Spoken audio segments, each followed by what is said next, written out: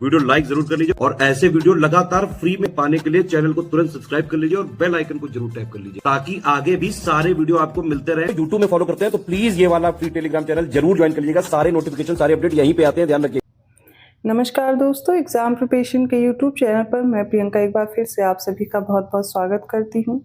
आज की क्लास में मैंने ज्योग्राफी का टॉपिक लिया है जिसमें आपको पढ़ना है भारत और विश्व में जो प्रमुख कृषि पद्धतियां हैं, ठीक है, उनके बारे में। टाइप्स ऑफ एग्रीकल्चर हम लोग देखेंगे, जो टेक्निक्स यूज़ की जाती हैं।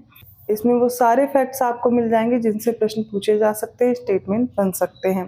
कोशिश कीजिए पूरा वीडियो ध्यान से देखिए। इसमें से जो लिस्ट आपको लग रही है, जो चीज़ आपको नहीं तैयार है, आप उसका स्क्रीनशॉट लेकर के प्रिपेयर भी कर सकते हैं। अगर आप न्यू हैं इस चैनल पर, डेली दोपहर 1 बजे क्लास आती है और इसके साथ में रात को 9 बजे प्रैक्टिस सीरीज चल रही है यूपी पीसीएस और आरओ एग्जाम के लिए। प्लेलिस्ट बनी हुई है चैनल पर, आप प्लेलिस्ट में विजिट करेंगे तो सारी क्लासेस मैंने ऐड कर दी हैं, आप देख सकते हैं। क्लासेस आसानी से मिल जाएंगी। कोई और डाउट है तो आप कमेंट करके पूछ सकते हैं। इसके साथ ही जो बच्चे पेड कोर्स के लिए इंटरेस्टेड हैं, जैसे कि आप लोग पीडीएफ कोर्स और क्लासेस के लिए पूछते हैं, तो ये नंबर्स दिए गए हैं आपके सामने। इन पे आप व्हाट्सएप मैसेज या कॉल करके इन्फॉर्मेशन आसानी से ले सकते हैं। तो ये आपके लिए काफ़ी हेल्पफुल रहने वाला है। जो भी कोर्स आप परचेज कर रहे हैं उसमें आप जान लीजिए कि आपको क्या क्या मिल रहा है, तो ऐप से भी आपको इन्फॉर्मेशन मिल जाएगी। आप एससीएस का ऐप डाउनलोड कर लीजिए, उसमें सारी इन्फॉर्मेशन प्रोवाइड की गई है। चलिए बिना देर की आज की क्लास स्टार्ट करते हैं। तो सबसे पहले हम देखने वाले हैं, इस लिस्ट में दिया गया है एक साइड कृषि पद्धति के प्रकार कौन कौन से हैं, जिस क्षेत्र में ये की जाती है और इसकी क्या क्या विशेषताएं हैं वो भी देखेंगे। तो सबसे पहली जो पद्धति है वो शून्य बजट प्राकृतिक कृषि है। तो इसका पहली बार जो उपयोग या विकास हुआ वो कहाँ पर हुआ, तो भारत में हुआ, कर्नाटक में, ठीक है। इस तकनीक के अनुसार कृषक बाहर से कीटनाशकों उर्वरकों का उपयोग किए बिना अपनी उपज बढ़ा सकते हैं। इसको हम लोग बोलते हैं शून्य बजट प्राकृतिक कृषि, जिसका विकास कहाँ हुआ, पहली बार कर्नाटक में हुआ। इसके बाद अलग है अगला वाला जो पशुपालन, जो मांस के लिए करते हैं, तो मैक्सिको, पश्चिम संयुक्त राज्य अमेरिका और कनाडा में।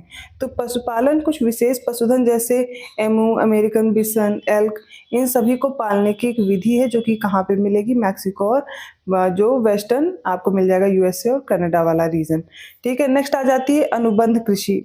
तो जिनको भी हिंदी में नहीं समझ आ रहा परेशान मत होइए, जो भी टॉपिक्स आपको हिंदी में नहीं हो रहे वो सारे इंग्लिश में भी होंगे।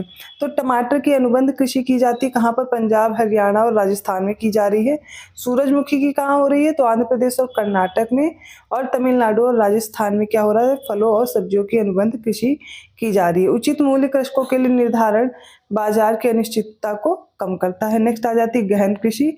तो यह कम पड़ती अनुपात और पूंजी व श्रम के प्रति इकाई भूमि क्षेत्र जैसे कि इनपुट का उच्च उपयोग किया जाता है, और इस तरह की कृषि की विशेषता होती है कि गहन कृषि बोलते हैं।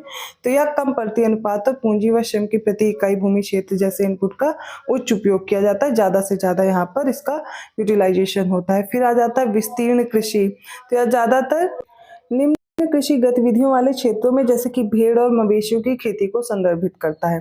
इसमें मरे डार्लिंग बेसिन आपको पता है ऑस्ट्रेलिया में है, जैसे क्षेत्रों में गेहूं और जौ के बड़े पैमाने पर की जा रही कृषि को संदर्भित करता है, विस्तीर्ण कृषि बोलते हैं इसको। नेक्स्ट है दूध और दूध उत्पाद देखेंगे। तो जो पश्चिमी यूरोप वाला क्षेत्र है, अमेरिका, कनाडा, ऑस्ट्रेलिया, न्यूजीलैंड, ये ऐसे क्षेत्र हैं जहाँ डेयरी उद्योग सबसे ज्यादा विकसित हो चुके हैं। तो डेनमार्क में नीदरलैंड और न्यूजीलैंड डेयरी उद्योग सहकारी यहाँ पर आधारित है।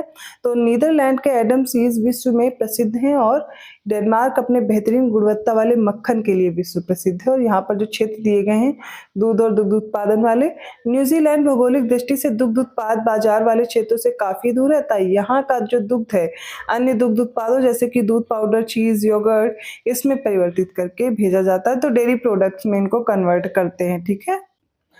मीट प्रोडक्शन में बात करें तो इंग्लैंड विश्व में मांस का सबसे बड़ा आयातक है, याद रखिएगा, और अमेरिका विश्व में पोर्क का सबसे बड़ा निर्यातक है। तो पोर्क के लिए आपको याद रखना अमेरिका, और सबसे ज्यादा इंपोर्ट कौन करता है, तो इंग्लैंड करता है, ठीक है। ऊन में उत्पादकता और प्राप्त ऊन की गुणवत्ता के मामले में भेड़ से जो ऊन प्राप्त की जाती है वो सबसे महत्वपूर्ण होती है। शुष्क और समशीतोष्ण जलवायु भेड़ पालन के लिए उपयुक्त है। ऑस्ट्रेलिया के मरे डार्लिंग बेसिन में पाले गए जो मरीनो भेड़ है, इससे सबसे अधिक गुणवत्ता वाली ऊन प्राप्त होती है। तो मरीनो भेड़ याद रखिएगा, ये एक तरह की ब्रीड है जिससे सबसे ज्यादा गुणवत्ता वाले ऊन प्राप्त होते हैं। नेक्स्ट है मत्स्य, जिसमें हम लोग देखेंगे मछली पालन से रिलेटेड है।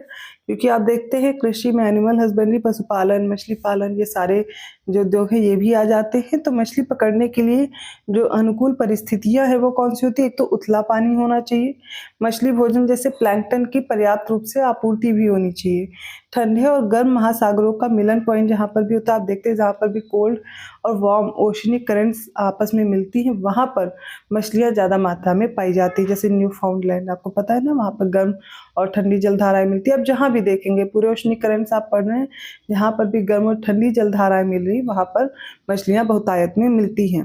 नेक्स्ट है कोल्ड स्टोरेज और तेज परिवहन की उपलब्धता साधन होना चाहिए। विश्व के प्रमुख मत्स्य पालन क्षेत्र 40 डिग्री और 60 डिग्री अक्षांशों के बीच पाए जाते हैं, तो लैटिट्यूडनल एक्सटेंट भी याद रखिएगा। और 20 डिग्री से कम तापमान वाले जलवायु क्षेत्र समुद्री जीवन के लिए सर्वोत्कृष्ट क्षेत्र होते हैं। जैसे कि ग्रैंड बैंक हो गया, जो कि न्यू फाउंडलैंड मैंने अभी आपको बताया, ये सबसे बड़ा मत्स्य क्षेत्र के रूप में जाना जाता है, क्योंकि यहाँ पर वार्म और कोल्ड दोनों प्रकार की करंट्स आकर के एक जगह मिलती हैं। और यहाँ पर पानी हल्का सा आप देखेंगे वार्म टाइप में रहता है, ठंडी और गर्म जलधारा मिल रही ना, तो यहाँ पर मछली पकड़ने के लिए सर्वोच्च स्थान हो सकता है या सबसे उत्कृष्ट स्थान होता है।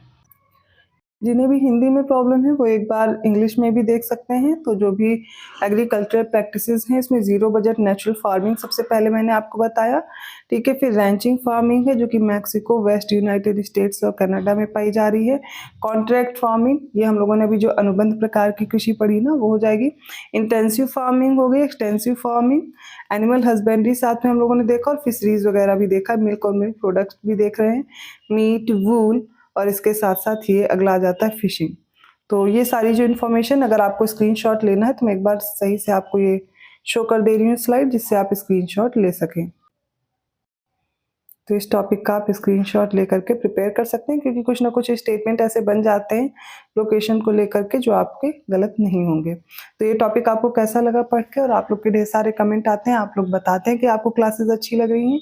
तो अच्छी लग रही है उसके लिए आपका धन्यवाद। आप अपने कमेंट करके जो भी सपोर्ट करते हैं उसके लिए मेरी तरफ से थैंक यू। लेकिन आप लोग कोशिश कीजिए जो कंटेंट पढ़ रहे हैं उसको रिवाइज भी कर लीजिएगा, चाहे आप नोट करके कर रहे हो, चाहे आप वीडियो देख के कर रहे हो। मैं ये नहीं कह रही आप बार बार मेरा वीडियो रिपीट करके ही देखें, क्योंकि हो सकता है आप शॉर्ट नोट्स प्रिपेयर कर रहे हैं तो उससे रिवीजन कर सकते हैं। हर क्लास आपके लिए इंपॉर्टेंट है, क्योंकि कहीं ना कहीं से तो क्वेश्चन आएगा, और आप डेली थोड़ा थोड़ा करके एक स्टेप ले रहे हैं ना, तो एक साथ काफ़ी ज़्यादा हो जाएगा, आप अपने टारगेट तक आसानी से पहुंच जाएंगे। डेली हम लोग कुछ क्वेश्चन सॉल्व करते हैं और डेली हम लोग एक टॉपिक डिस्कस करते हैं।